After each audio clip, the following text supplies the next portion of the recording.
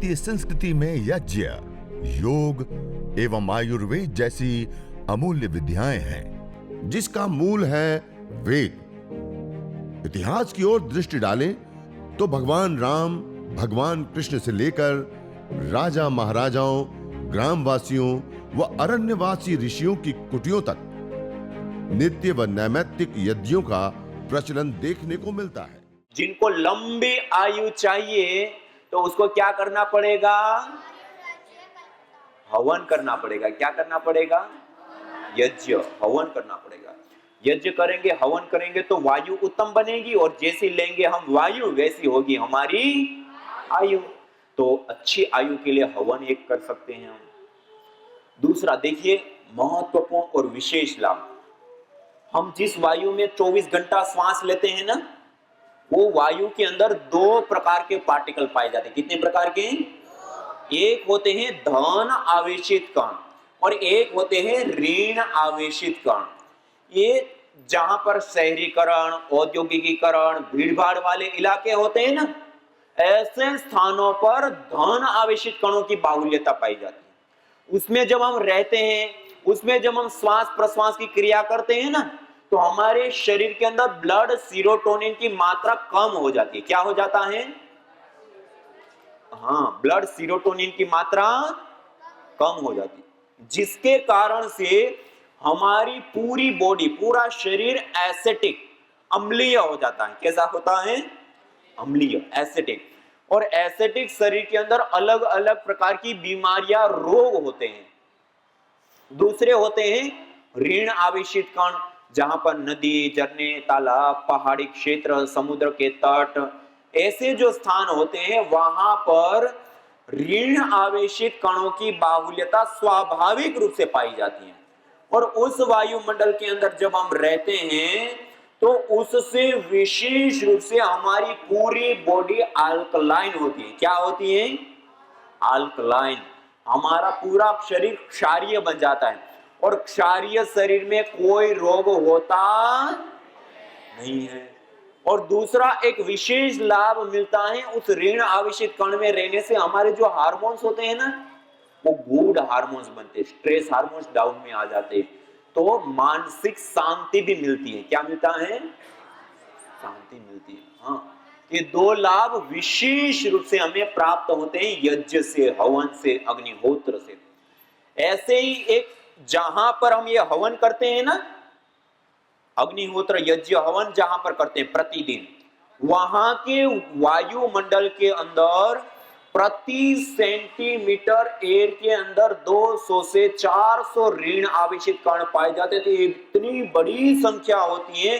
जो घना जंगल हो और वहां का जैसा वायुमंडल होता है ना, ऐसा वायुमंडल हम अपने हाथों से अपने घर के अंदर ये छोटा सा हवन करके निर्मित कर सकते हैं। तो ऐसे हवन करके हम जंगल जैसा वायुमंडल अपने घर के अंदर निर्मित करके और बॉडी को अल्कलाइन और गुड हार्मोन्स को बढ़ा करके आरोग्य लाभ प्राप्त कर सकते हैं। क्या लाभ प्राप्त कर सकते हैं? आरोग्य लाभ। इसी प्रकार से विशेष रूप से ये यज्ञ करने पर एक विशेष लाभ होता है। आप में से कितने लोगों ने मास्क लगाया था अभी कुछ दिन पहले? सबने लगाया था ना? क्यों लगाया था? कोरोना ना हो जाए। कोरोना क्या है? एक बैक्टीरिया, वायरस और फंगस जनित बीमारी, कम्युनिकेबल डिजीज कहते हैं। क्या कहते हैं? जो छोटे जीव होते हैं, सूक्ष्म जीव होते हैं, बैक्टीरिया, वायरस, फंगस, जिसको हम देख नहीं सकते, इतने सूक्ष्म होते हैं, लेकिन हमारे भोजन, हमारे श्वास, इसके माध्यम से हमारे शरीर के अंदर प्रवेश कर जाते हैं और फिर हमें बीमार कर देते हैं। क्या कर देते हैं? बीमार कर देते हैं। हम जब ये हवन करते हैं ना, यज्ञ, अग्निहोत्र, हवन करने पर जो धुआं उठता है ना, धूम्र, वो धूम्र के अंदर ये बैक्टीरिया, वायरस, फंगस आदि को दूर करने की, उसको नष्ट करने की बहुत बड़ी, इसको कहते हैं एंटी माइक्रोबायल प्रॉपर्टी। क्या कहते हैं? हाँ, वो यज्ञ के धूम्र के अंदर भारी मात्रा में होती है। और यज्ञ करते हैं तो वायु से लेकर के चारों ओर के स्थानों पर जो बैक्टीरिया, वायरस, फंगस, जो सूक्ष्म जीव होते हैं घर के अंदर और अपने परिसर में, वो सारे के सारे दूर हो जाते हैं। तो हमें मास्क लगाने की जरूरत, हमें कोरोना से लेकर के अलग अलग प्रकार की बीमारियां, कम्युनिकेबल डिजीज नहीं होगी। तो इसलिए हमें यज्ञ करते हैं तो स्वाभाविक रूप से, सहज रूप से हम बैक्टीरिया, वायरस, फंगस जनित कम्युनिकेबल डिजीज से भी बच जाते हैं, ये छोटा सा हवन करने से। इसी प्रकार से आप सब जानते हैं, आज रेडिएशन शब्द सबने सुना है ना। हम मोबाइल का प्रयोग करते हैं, आसपास में मोबाइल के टावर होते हैं, हम लाइटों का प्रयोग करते हैं, दीवारों के अंदर केबल बिछे हैं, बोर्ड लगे हैं, एलईडी लाइट्स लगे हैं, कार्बनिक पदार्थों का प्रयोग करते हैं, लैपटॉप, टीवी, कंप्यूटर और कितनी सारी चीजों का हम प्रयोग करते हैं। ये सारी चीजें रेडिएशन छोड़ती हैं। हम एक रेडिएशन के जाल के बीच में जी रहे हैं और उस रेडिएशन वाले वायुमंडल में रहने से हमारे जो न्यूरॉन्स होते हैं ना, वो डैमेज हो जाते हैं, हमारी कोशिकाएं डैमेज होती हैं, हमारा नर्वस सिस्टम वीक हो जाता है और अधिक रेडिएशन वाले वायुमंडल में रहने से कैंसर से लेकर के एमएनडी और एमडी जैसी जानलेवा खतरनाक बीमारियां भी हो जाती है। ये रेडिएशन छोटी छोटी मधुमक्खियां और चिड़िया होती है ना, गौरैया आदि जो चिड़िया होती है, वो तो रेडिएशन के दुष्प्रभाव से मर ही जाती है, विलुप्त प्राय हो गया। क्यों? रेडिएशन का बहुत दुष्प्रभाव होता है। और हम जब ये हवन करते हैं ना, यज्ञ करते हैं, उससे छोटे छोटे महीन ऑर्गेनिक पार्टिकल वायु के अंदर आ जाते हैं। जब वो वायु के अंदर आ जाते हैं तो हानिकारक जो ये रेडिएशन होता है ना, electromagnetic radiation, atomic radiation, alpha beta gamma आदि, उन रेडिएशन की रेंज को भी तोड़ देते हैं। हाँ, रेडिएशन से बचना हो तब भी। इसी प्रकार से मैंने कहा ना, वायु प्रदूषण, वायु प्रदूषण भी यज्ञ करने से ठीक होता है, दूर होता है। इस प्रकार से छोटे छोटे यज्ञ के कई सारे लाभ हमें प्राप्त होते हैं और उन सारे लाभों में एक प्रधान और महत्वपूर्ण लाभ प्राप्त होता है चिकित्सा लाभ। कौन सा लाभ? आज हम बीमार हो जाते हैं तो दवाई लेते हैं ना। कई बार आपने देखा होगा, दवाई लेते हुए भी बीमारी ठीक, फिर हम क्या करते हैं, और अधिक डोज लेते हैं, फिर अधिक डोज लेते हैं तो ठीक हो जाती है, दवाई छोड़ देते हैं फिर वापस बीमारी हो जाती है। होता ही नहीं होता है ऐसा। इससे बचना है और परमानेंट स्वास्थ्य चाहिए, परमानेंट हमें स्वस्थ रहना है, तो भी हमें यज्ञ करना चाहिए। क्या करना चाहिए? यज्ञ। हवन करते हैं ना, जो हम अलग अलग दवाइयां खाते हैं ना, जैसे कभी दर्द हो गया तो एंटी इंफ्लेमेटरी आदि दवाइयां लेते हैं, सूजन आ जाती है दर्द आदि में। इसी प्रकार बॉडी डिटॉक्सिक हो जाती है तो एंटी इंफ्लेमेटरी कंपोनेंट्स हम लेते हैं। इसी प्रकार से अलग अलग रोगों के लिए जो अलग अलग दवाइयां हम खाते हैं ना, अब वो जो अलग अलग हम दवाइयां खाते हैं उसके अंदर जो मॉलिक्यूल्स, कंपोनेंट्स, केमिकल्स होते हैं ना, उस बीमारी को ट्रीट करने वाले, ठीक करने वाले मेडिसिनल कंपोनेंट्स, हम हवन करने पर जो धूम्र उठता है ना, इस धूम्र के अंदर भी वही अलग अलग मॉलिक्यूल्स, कंपोनेंट गैस फॉर्म में होते हैं। किस फॉर्म में होते हैं? हम दवाई लेते हैं तो उसमें ठोस रूप में होते हैं, इसमें गैस फॉर्म में होते हैं। और मैंने आपको सबसे पहला क्या बताया, हमारा सबसे ज्यादा और सबसे इंपॉर्टेंट आहार कौन सा होता है? वायु। और जब हम हवन करते हैं और उसके अंदर अलग अलग जड़ी बूटियों की आहुतियां देते हैं ना, तो वो सारी जड़ी बूटियां जल करके वायुमंडल के अंदर वो मॉलिक्यूल्स, कंपोनेंट गैस फॉर्म में आ जाते हैं। और उस वायु के अंदर हम 24 घंटा श्वास लेते हैं, तो श्वास के माध्यम से गैस फॉर्म में वो मेडिसिनल कंपोनेंट्स लंग्स तक, लंग्स के माध्यम से ब्लड तक, ब्लड के माध्यम से हमारे पूरी बॉडी के अंदर फैल जाते हैं और हमारे पूरे शरीर को ठीक कर देते, ट्रीट करते हैं। क्या करते हैं? तो इसलिए ये गैस फॉर्म में दवाई लेने की एक तकनीक, एक विधि, प्रक्रिया भी कोई है तो क्या है? यज्ञ है। क्या है? यज्ञ, हवन, अग्निहोत्र। यज्ञ करने से भी हमारी बीमारियां ठीक होती है। क्या होती है? आपको सर्दी हो गई, जुकाम हो गया, बुखार हो गया, तो आप कफेष्टि हवन सामग्री से हवन करेंगे तो वो रोग क्या हो जाएगा, ठीक हो जाएगा। क्या हो जाएगा? हाँ, ऐसे अलग अलग रोगों के लिए अलग अलग जड़ी बूटियों से हवन करके हम उसको ठीक कर सकते हैं। आप में से आप लोग हर रोज हवन करते हैं? आप लोग नहीं करते ना हर रोज? हाँ, इसको हमें हर रोज करना चाहिए। और अपने घर पे जाए तो घर पे भी हर रोज करना चाहिए। संडे के दिन करते हैं, छुट्टी के दिन करते हैं, हाँ, ये हर रोज करना चाहिए और उसका विशेष हमें लाभ प्राप्त होता है।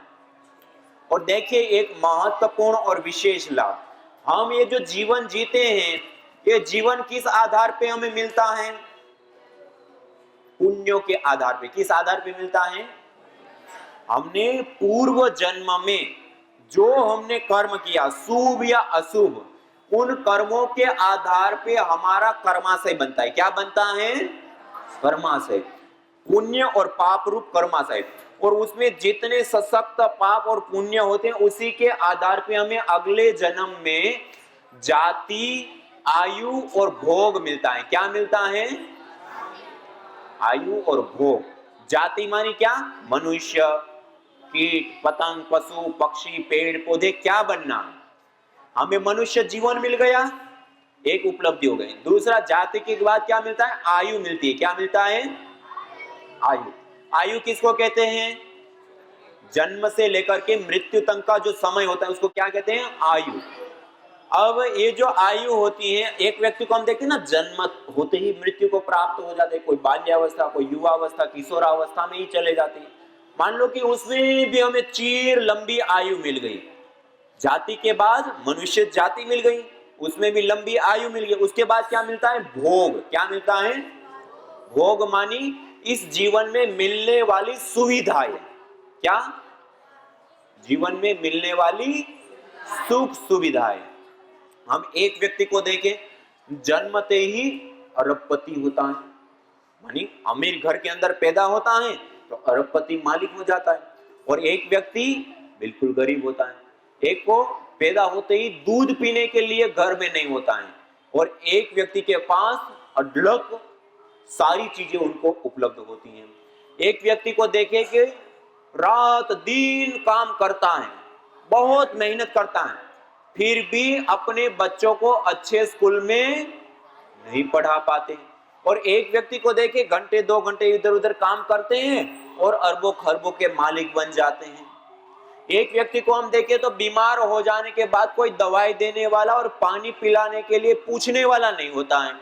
और एक व्यक्ति को देखें तो छींक भी आ जाए तो 10 डॉक्टर पीछे खड़े होते हैं। ये सब किसके आधार पे मिलता है? हमने जो पूर्व जन्म में कर्म किए ना, उसमें जो अच्छे या बुरे काम करते हैं, उसमें जो पुण्य कर्म होते हैं, उस आधार पे अच्छे मिलते हैं वर्तमान जीवन, और बुरे कर्मों से बुरा जीवन मिलता है। और मनुष्य जीवन में आकर के अथाह और अनंत पुण्यों को प्राप्त करने वाला, पुण्यों की कृषि, पुण्यों की फैक्ट्री कोई है तो यज्ञ है, हवन है, अग्निहोत्र है। यज्ञ करने से अनंत और अथाह पुण्य मिलते हैं, और उस पुण्यों से हमारा वर्तमान जीवन तो सुधरता है, आने वाले जन्म जन्मांतर हमारे सुधर जाते हैं। इसलिए हमें यज्ञ करना चाहिए। क्या करना चाहिए? यज्ञ करना चाहिए। ऐसे ही हम अपनी मनोकामना की पूर्ति करना चाहते हैं ना, सब लोग अपनी कामनाओं की पूर्ति के लिए काम करते हैं, नहीं करते हैं? तो ये यज्ञ एक इष्ट काम धूक है। क्या है? इष्ट काम धूक, सर्व काम धूक, सत्याह संतो यजमानस्य काम।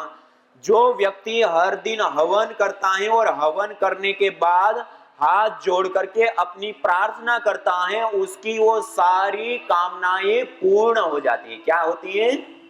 हाँ, जो हमारी इच्छाएं, हमारी जो कामनाएं होती हैं वो पूर्ण होती है। इसलिए ये यज्ञ से हमारी मनोकामना की भी पूर्ति होती है। और इन सब से बढ़कर के एक विशेष लाभ, देखिए, माता पिता ने हमें जन्म दिया, हमें पाला पोसा बड़ा किया और पढ़ा भी रहे, तो हम माता पिता के क्या हो जाते हैं? ऋणी हो जाते हैं। क्या हो जाते हैं? ऋणी। इसको कहते हैं पितृ ऋण। क्या कहते हैं? ऐसे ही जो ये सूर्य देवता से हम रोशनी लेते हैं नहीं लेते हैं, वायु देवता से हम श्वास प्रश्वास लेते हैं, जल देवता से जल लेते हैं, धरती माता हमें धारण कर रही है, ये अग्नि वायु जल पृथ्वी आकाश, ये पांचों तत्वों का हम सहयोग ले रहे हैं नहीं ले रहे हैं? ये पांचों तत्वों से ही हमारा शरीर बना है, ये पांचों तत्वों से ये हमारा पर्यावरण बना है, और ये पांचों ही तत्वों का हम जब प्रयोग ले रहे हैं सुबह से शाम तक, अब उनके लिए हम क्या करते हैं, उनको वापस क्या लौटाते हैं? कुछ देते हैं? कुछ नहीं देते हैं। तो हम क्या हो जाते हैं, उनसे लिया वापस कुछ नहीं लौटाए तो क्या हो जाएंगे? ऋणी। क्या हो जाएंगे? इसको कहते हैं देव ऋण। क्या कहते हैं? देव ऋण। और जब हम हवन करते हैं ना यज्ञ, ये यज्ञ से पांचों ही तत्व पोषित होते हैं। क्या होते हैं?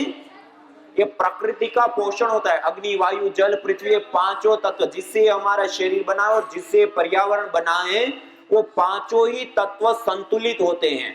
तो वो जब संतुलित होते हैं तो उसी से हमारा तन भी बना है, उसी से पर्यावरण भी बना है। तो ये तन में और ये पर्यावरण में होने वाले उपद्रव, शरीर में रोग रूपी उपद्रव और पर्यावरण में अलग अलग प्रकार की अतिवृष्टि अनावृष्टि बाढ़ अधिक गर्मी अधिक ठंडी ऐसे जो उपद्रव होते हैं वो उपद्रव नहीं होंगे।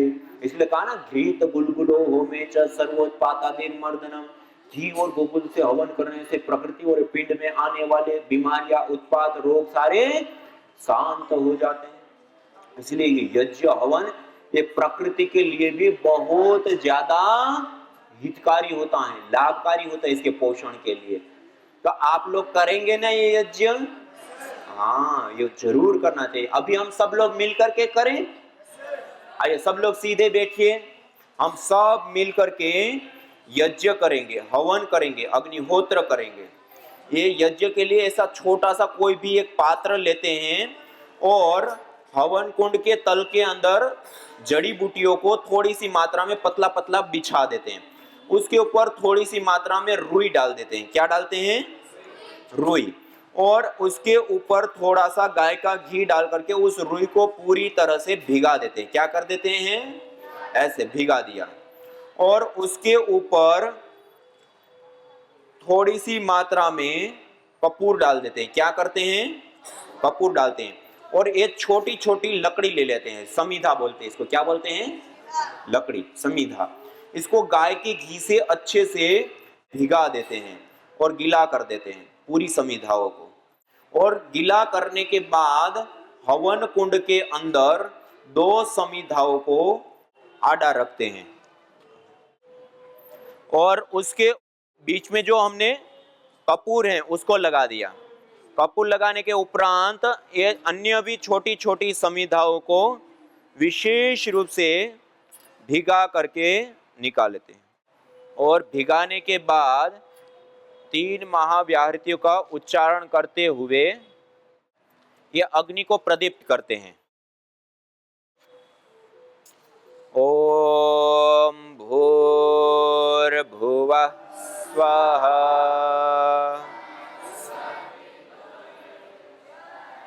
और उसके ऊपर ऐसे समीधाओं को अच्छे से लगा देते हैं, गाय के घी से भीगी हुई समीधाओं को।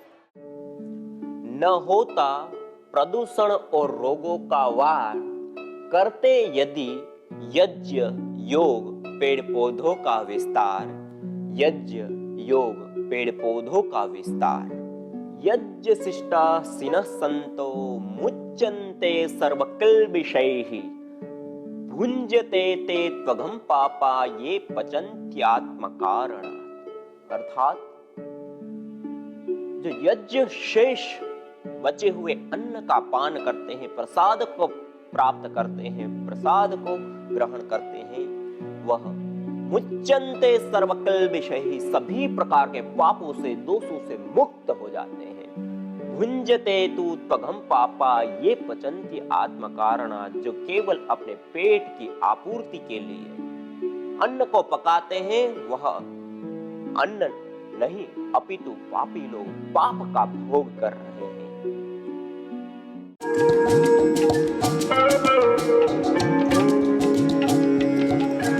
गुग्गुल हवन धूप। गुग्गुल एक पेड़ विशेष का निर्यास गोंद होता। आयुर्वेद के अंदर बताया गुग्गुलम धूप कामार्थम प्रसिद्धम मंगल प्रदम। गुग्गुल धूप कार्य के लिए प्रसिद्ध है और जीवन के लिए मंगलदायी होता है। बाह्याभ्यंतर देह से शोधनार्थम प्रकल्पयेत्। शरीर के बाह्य और आभ्यंतर दोनों ही प्रकार के शोधन में यह उपयोग में आता है। तीनों दोषों का समन करने वाला होता है, पुष्टिकारक होता है, बलकारक होता है, नृत्य होता है, कंठ्य होता है और संपूर्ण आरोग्य के लिए हितकर लाभकारी होता है। इस गुग्गुल की ध्वनि समस्त प्रकार की नेगेटिविटी, नेगेटिव ऊर्जाएं और मानसिक असंतुलन और स्ट्रेस हार्मोन्स को दूर करने वाला। अथर्ववेद में विशेष रूप से बताया न तम यक्ष्मा अरुंधते नैनम सप्थो अश्नुते यम भेषजस्य गुलगुलोः सुरभिर गंधो अश्नुते। जिसको गुग्गुल भेषज औषध की सुरभि सुगंधी विशेष प्राप्त होती है, जिस घर में जिस व्यक्ति को, उसको कैसे कभी किसी भी प्रकार का कोई दोष, कोई ताप, कोई संताप, कोई रोग, किसी भी प्रकार का अशुभ उस जीवन में, उस परिवार में आ सकता है। अर्थात यह जो गुग्गुल की ध्वनि है वो विशेष करके संपूर्ण आरोग्य के लिए लाभकारी, हितकारी, उपयोगी है। वर्तमान साइंस भी यह मानता है कि गुग्गुल की ध्वनि करने पर वाइकोल, मेथोनिमाल, बोर्नियोल, थोजोल आदि विशेष कंपोनेंट्स, मॉलिक्यूल्स इस गुग्गुल की ध्वनि करने पर उत्पन्न होते हैं, जो स्ट्रेस हार्मोन्स को डाउन लाते हैं, गुड हार्मोन्स को बढ़ाते हैं। हमारे प्राचीन शास्त्रों में बताया घृत गुलगुलो होमे च सर्वोत्पातादिर मर्दना। घी और गुग्गुल का हवन करने पर इस प्रकृति में होने वाले समस्त प्रकार के उत्पात शांत हो जाते हैं।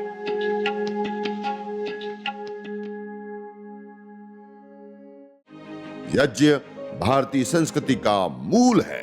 तो आइए हम संकल्प लें, संसार के श्रेष्ठतम कर्म यज्ञ को अपनाएं।